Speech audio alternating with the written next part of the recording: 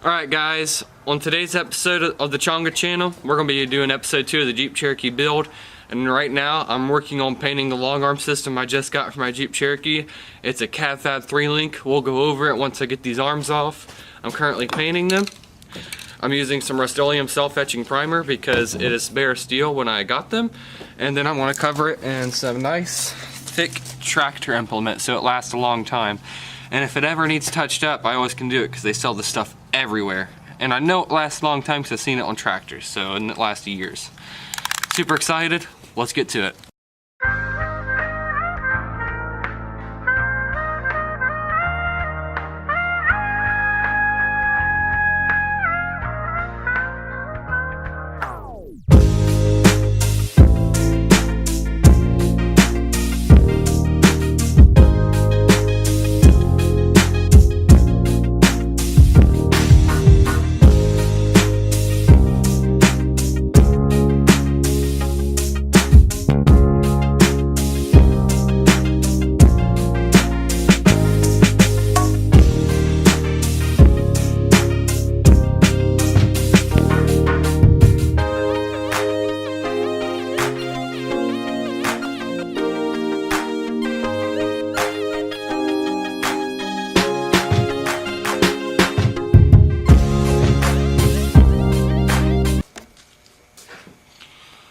Alright guys, so it's been a couple days now since I did the painting. It got really cold over the next few days and a huge snowstorm came through. A Jeep was covered in snow.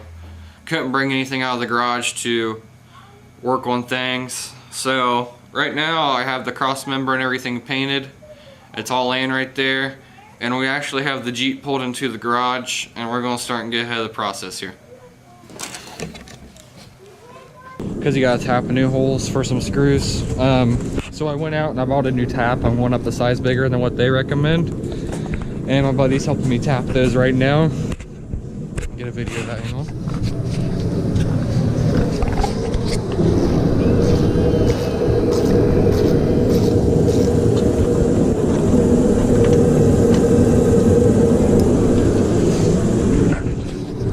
Still got another side to do. We're still mocking up everything.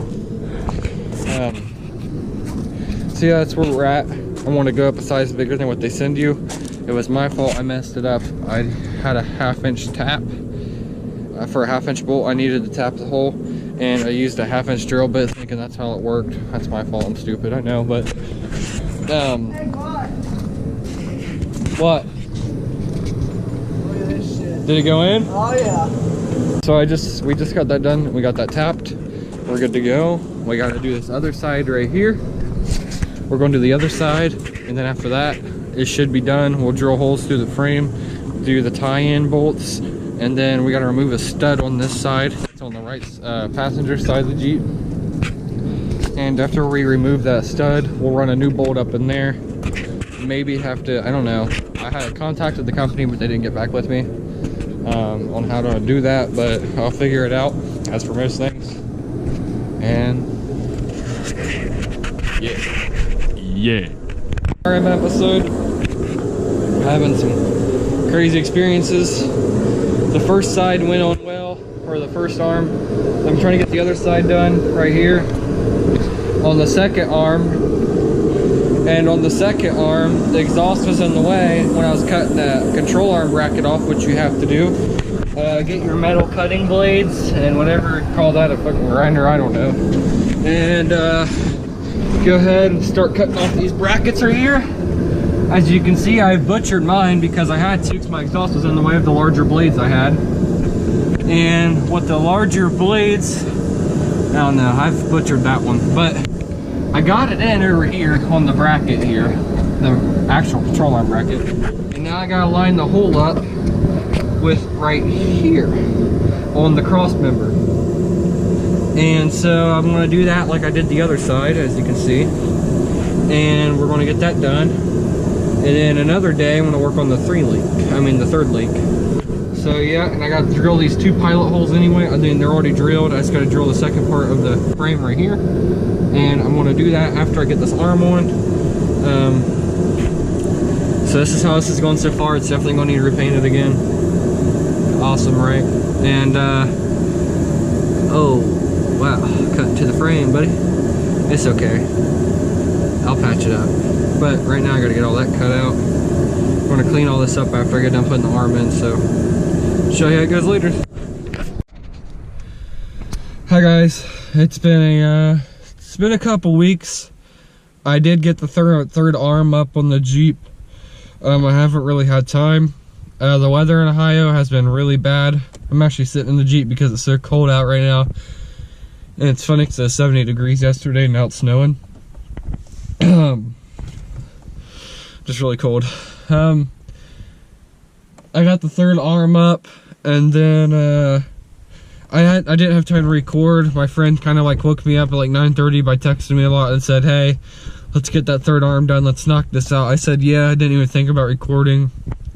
And then for the past couple of weeks I've been pretty busy. I work full-time and I work second shift, so I don't really have a lot of record time during the day because I'm always working at night and sleeping during the day.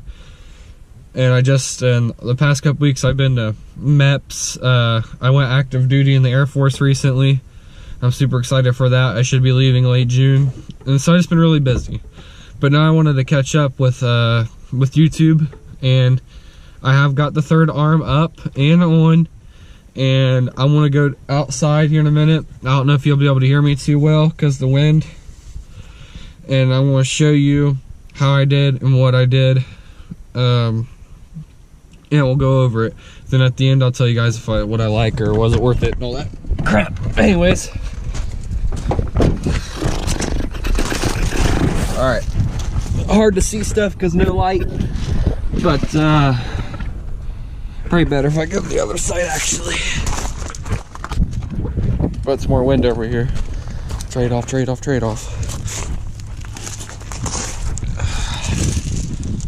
Okay, so you'll have this brace right here that has to go on. You'll drill a hole right here, and a nut will run up behind the cross member and up here on the frame, and you'll have to tighten those down. You have to do that. There's one right here and there's one back here. I haven't got it in yet because I just got it done a couple weeks ago. I haven't had much time to hit back on it, but this goes back in. This is your stock screw that goes in here. A stud was right here. You drilled that out. Now it needs tapped in for a screw. These screws go up in here. They'll supply all your hardware. CAFAB will. And once you tap, these should screw up right in here. To get your cross member together and on, this is 3-piece. So you connect the outer pieces by 3 screws right here. I believe there's a 4th. Yeah, there's a 4th right here.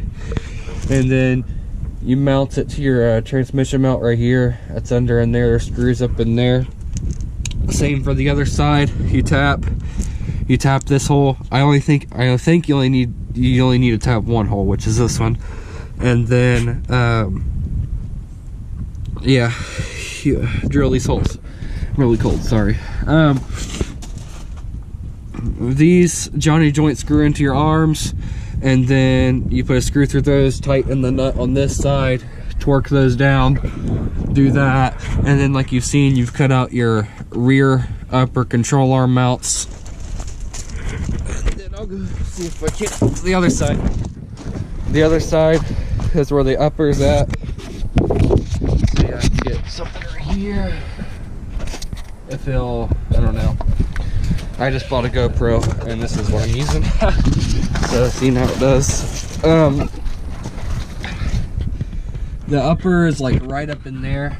I don't know if you guys can see that or not, but it mounts up top right here. I don't know if you guys can see that either. But the upper, the front of the upper, up on top that end, there's a seal you have to use.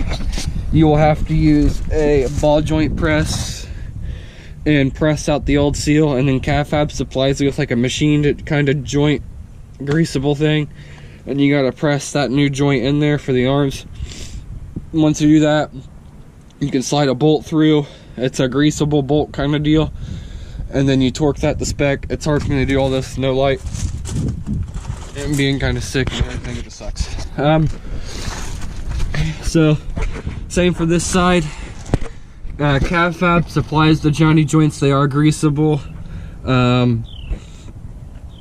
I would grease them more. Mine didn't come with the whole enough grease. They made a lot of noise. And yeah, that's pretty much. So now I ask myself, was all the money worth it? I got mine for like $800 or like a little over $900 shipped on Black Friday. I think it's like over a little over $1,000 shipped without powder coat, without it being Black Friday. And I haven't got the flex on anything, but I can tell it just flexes a lot more just from driving. You can feel the tires like go up and down the road now. It ain't so stiff, has flexibility. It rides a million times smoother, like holy crap. I was running stock control arms on the 3-inch lift, which ain't bad, but it's not good. The road quality just improved by so much. It's stupid. When I used to hit a bump, my wheel would jerk to the left or to the right real hard. Now it doesn't do that at all. I think I could even improve more if I get rid of the rough country stuff, which is in the future. I plan on replacing everything with quality components. Probably, I don't know yet, probably like Bilstein shocks or something. I'll replace the shocks and they'll probably ride a lot better. Hopefully I can find something to flex on somewhere. I'll disconnect the sway bar and see how it does. I'm really excited to see that.